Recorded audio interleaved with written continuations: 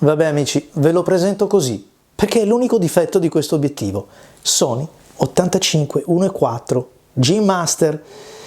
L'unico difetto, ma certo, è questo fischio, questo ronzio, questo soffietto al cuore che si sente.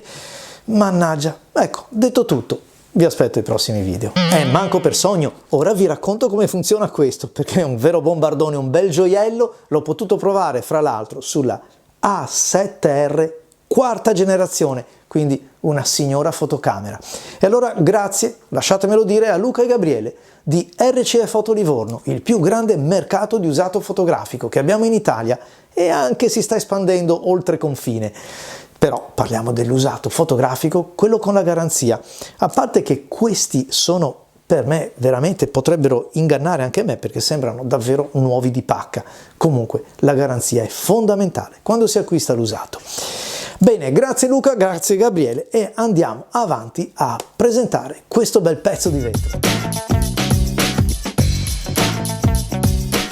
L'85 1.4 è il classico teleobiettivo, sì, medio tele, luminoso, super luminoso, 1.4, un bel valore di apertura.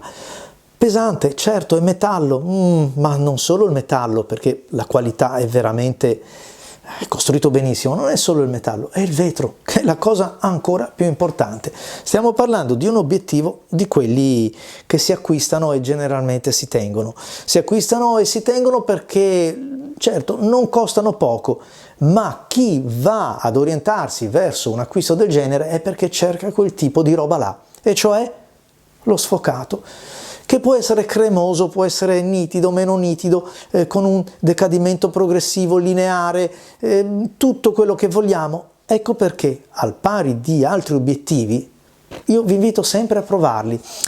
Perché? Perché, ad esempio, questo super luminoso, questo 1.4 della Sony, è un obiettivo con il suo carattere. Non è, ve lo dico subito, non è l'85 1.2 Canon, non è meno che meno il Milvus, con quella morbidezza, con quell'aspetto sognante che conferiscono ad ogni immagine. Non è neanche come alcuni obiettivi super luminosi di oggi, soprattutto la scuola giapponese, incisi e nitidi, che fanno perdere però un po' la qualità dello sfocato. Bene, questo sta proprio a metà strada.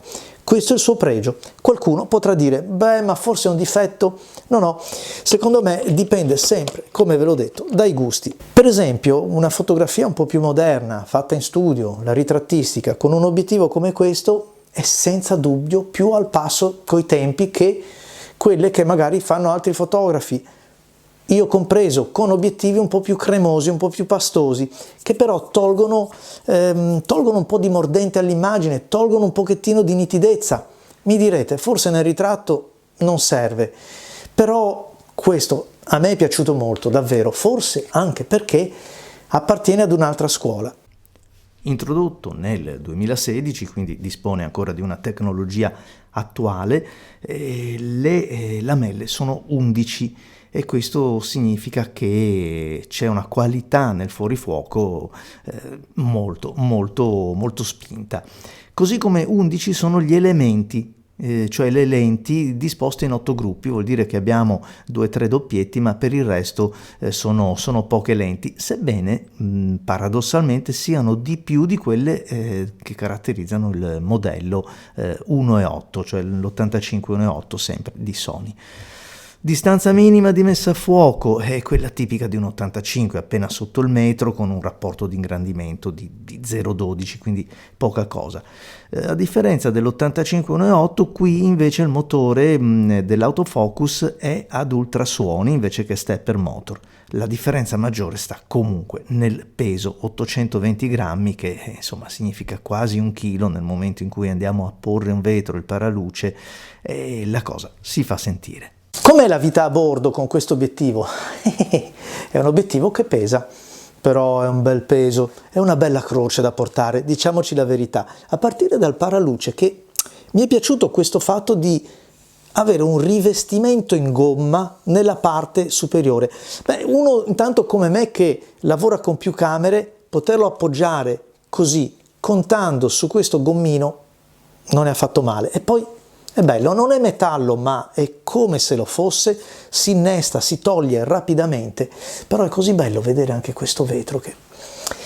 E certo, i comandi sono quelli semplici, ma c'è un po' come su tutti gli ultimi super luminosi, c'è la possibilità di lavorare anche con la ghiera dei diaframmi e posso lavorare tranquillamente con la fotocamera variando il diaframma da qua.